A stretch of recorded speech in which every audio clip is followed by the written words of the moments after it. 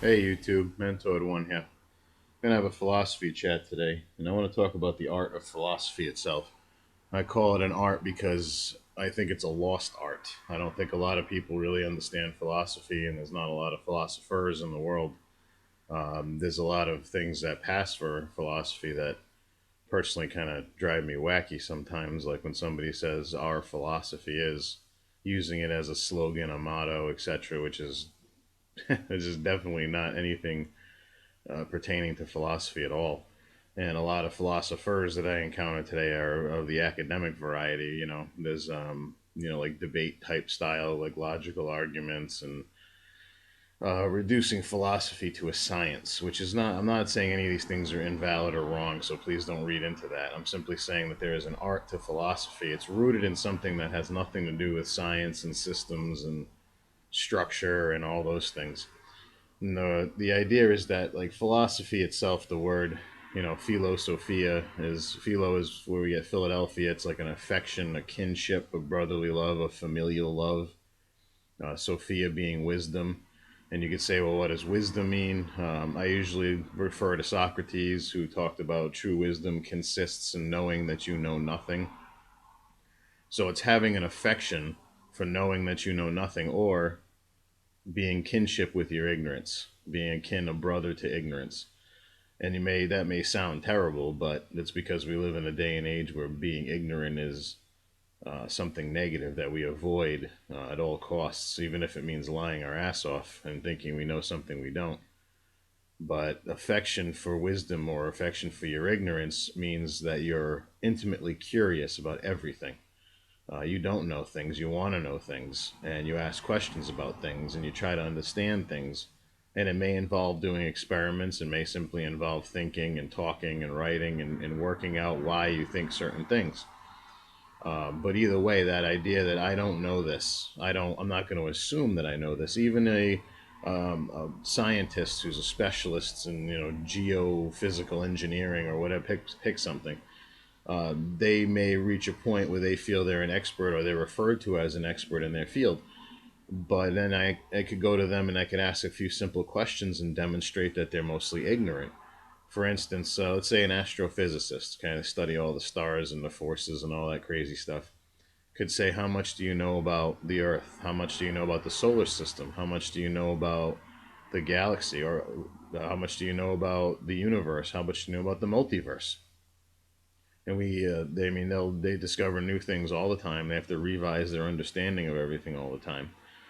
Um, how much in relation to the astrophysical knowledge of the universe and beyond do each individual scientist or even the scientific community possess? Likewise, a priest of a particular religion, like a Catholic bishop, might know the Bible, Christianity, all these things from a certain perspective, but still, what's the relation of that priest's ignorance to all of the spiritual possibility in the universe? So we don't know anything. We often think we do, but how can you know what you don't know? As far as is this the final answer? Do I know the whole truth? Well, how can I know the whole truth when there is a vast amount of information that I've yet to experience? So our judgments and our beliefs, and that's exactly what they are, is belief about things, the way we see things, what we know about things is only pertinent to the given time and space that we're in. And the art of philosophy, in my opinion, being a philosopher, is all about knowing that and being affectionate with that, loving that, embracing that as part of who you are, your kin, your family, your brother, and saying, you know what, I don't know this, I don't know anything, but I want to know, and I'm going to ask the questions. And the art of philosophy is not about finding the answers. People like to joke, oh, you're a philosopher, what's the meaning of life? It has nothing to do with finding the answer. That's not even the right question. And that's really what the art of philosophy is finding the right question. When you get an answer, it's not an answer, it's part of a dialogue. It's a question, a reply, a question, a reply, and it's a dialogue. It has nothing to do with trying to find the ultimate truth in anything. Because unless you can ever claim to have 100% of the possible experience available in the universe or whatever it is that we're in, this time space reality, there's no way you can ever know how much of what you don't know you know. And you can do this experiment in your own personal life. I mean, take stock of what you know, what you've experienced, Pick your best friend, your girlfriend, your wife, your kids, whatever. Pick one of them, and now think about everything that they've experienced that you have not. And if you added that to yourself, you would have roughly half of the available experience, give or take. I mean, no, it varies, but you throw in three people, you have a third of the available experience.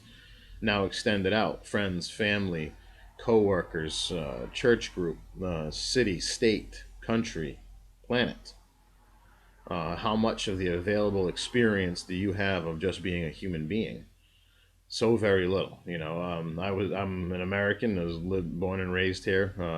I don't know what it's like to live in Mexico or to live in Sri Lanka or to live in China or Russia. No idea. There's a whole range of experience. We are mostly ignorant of even being human, what it is to be a human being on this planet, this time and space. So to say that we know what it is to be human is absolutely silly. You're only one among billions. How can you possibly know? You might know what it's like to be a particular human, i.e., you, but you have no idea if that is even being human. I mean, wouldn't you have to have the sum total of human experience to fully understand what it is to be human? And so we're a very localized version of something, and we believe it. And that's really what the power is. People believe what they want to believe. It doesn't evidence, proof, true understanding, true knowledge, truth in itself are all things that are beliefs about certainty, which cannot be had. And I'm not dogmatic per se about this. I think this is self-evident. I don't have any beliefs that would say, oh, nobody can know the truth, so there is no truth. And I'm not saying that at all. I'm saying that no one, from my understanding, and I'm open to discussion about it, but no one has the capacity or has experienced all of the possibilities in order to know for certain if what they think is the truth is indeed the truth. It is a bet on your ignorance, and the belief comes when the 1% that I know is certain, and in the 99% I don't know, oh, that there's nothing out there that could possibly overturn my understanding of what I believe to be true. And that I can't go there. I think it's self-evident that that's very foolish. Certainly not saying everyone has to be a philosopher. You all got to be curious and ask questions constantly, and you can't ever have any belief or certainty. No, I think there's an innate need for people to have something grounded to stand on, which is why philosophy and being a philosopher is not something everybody should pick up. In fact, I usually tell people, I mean, I love having discussions with people, and I usually don't encourage people to jump down the rabbit hole of being a philosopher. As far as the old school art of philosophy, just knowing you know nothing and asking questions and just wanting to understand and quest and search for meaning, knowing you'll never find an answer. That's maddening in and of itself, and you could argue that's even a little foolish to do. If you're never going to get to the finish line, why bother running at all? And I would reply, I really don't know. I don't know. I think it's something that's always been with me since I was a kid. Instead of just being blissfully unaware of the world as a kid, I spent a lot of time, wanting to understand it. Whether it was turning over rocks to see what kind of life lived under it, or pulling the legs off a bug to see what would happen to it. Yeah, I know it sounds cruel, but it wasn't done out of cruelty or mean streak. It was done out of how does this work. When computers came out, I was fascinated in trying to understand how they worked. Um, Same thing with like relationships and all that. If you're a philosopher, you might feel that biochemical reaction that we call love or lust or any version of it, and wonder what caused it. What is it about this person or situation that caused this? And starting to wonder, and it can sabotage you. It's tough to be what people would consider to be happy all the time as a philosopher, because you want to understand why you're happy. Why do these things make you happy? And yeah, it's total loco. You can drive yourself nuts. So being a philosopher in the art of philosophy, I think, is lost today. I really do, because there's a lot of distractions. There's a lot of quick fix meanings. Memes on the internet are a good example of these sayings that people love and they live by, quote unquote. Those are all things that get fixed ideas in the head, and it's no different with tradition. I think traditional religions, are on the decline. I think both in terms of attendance and of people that understand the doctrines and all that stuff. I've heard say that there's a revival, awakening, stuff like that. But the people I've talked to who have said these things and are part of it themselves don't really have a deep understanding of why they believe what they believe, what led them to this point, why does it appeal to them. They've never really asked those core questions. Um, they can recite things like verses and phrases and doctrines, and or they can say it's a feeling. But again, a reference back to the how much of those types of experiences do you have in relation to the total that is available in the world or the universe? So very little. And that's why it is a belief. And it worries me that there's not a lot of people asking questions about themselves, about why they believe what they believe. Why is it important to them? And really going through it step by step and understanding fully. Because look, and I live my life by this axiom with when I relate to other people is I try so hard not to judge people as right, wrong, good, bad, those types of things. I can't do that because of that ignorance factor, because I don't know. I've never experienced what they experience. But I can have a problem, I think, legitimately with people who just believe something and have no reasons for doing so. Again, I don't have to agree with your reasons, I don't have to judge your reasons. But have you thought it through? Can you reason out why it is you've reached the point where you believe something or you think you know something? And that is so very rare. And that is the heart of philosophy, being willing to ask the questions, even the hard questions, and not to assume you know the answer. Because personally, I don't think there really is an answer. I only think there are answers that are really just impetus for more questions. But that's my personal view. Even if you believe there are ultimate truths and answers, how do you get there without knowing every step you've taken on the road? If you're trying to reach a certain truth, you have to know every step along the way, because one false step, now you're walking on a different road, and now you're not on that same road you thought was truth. You're on some other truth. At which point, where is the truth? So the fact that people really haven't reasoned through and completely understood why they believe the things that they do, that's troubling, and that makes us blind to a lot of stuff, because people, like, you see it, the news broadcast, officials say, experts say, etc. Well, who are these people? How do we know they know everything there is to know about this particular issue? We have no way of knowing any of that. And that's okay, as long as you're willing to say, okay, this interests me, but I also realize that these people don't know everything, so maybe I should check this out myself. And then you can go through and say, okay, I get that, I understand that, I agree with that for these reasons. And you can build up something that has more understanding. I don't think you're ever going to know. I know for certain, you'll know more in increments, but you're going towards a goal that you don't even know where it is. So you can understand things, you can have a clearer picture, so to say. You can wipe the fog off the glass and see more clearly. But that's about all you got. And I think this is self-evident. Again, I'm not preaching this. I'm not saying you're wrong if you don't think it. I hope you got that impression so far. I'm simply saying that it's self-evident that we don't see everything. We don't experience everything. We only experience a very small piece. So what is true can only be true for us. It can't be a universal truth. And if there are universal truths, I'd be curious to see if what you guys think about that. If there are any truths out there that you think are undeniable. Um, I've gone through this exercise a lot, and that's another video perhaps. But back to the art of philosophy, and I think it's a thing that everybody should try to exercise. And the simplest way to do it in your everyday life, that's not a system or any way, is to simply tell yourself that I don't know everything about this, and to think of questions that you could ask to help clarify what you don't know. Not with an end goal in sight, because that's when you start asking when you have a goal, you start asking questions that lead you to that goal. It's called backing into it. You drive yourself in the direction you want to go, even though you're pretending that you really want to know an answer. That's very, very common. People ask questions like rhetorical questions to try and get to the belief they already hold. That's not helpful. So you need to start with the basis of ignorance. You might have some knowledge or understanding about something, but you have no way to know how close you are or how far you are away from a fuller understanding or a much clearer understanding, where you can be confident in saying, okay, I've got to these steps. I've gone, and you can know all the steps. You can say, I believe this, or I know this, or I think I know this because one, two, three, four, go through them all. And as long as that is consistent and it makes sense to you, you at least have a clearer understanding from when you didn't even ask a question to begin with.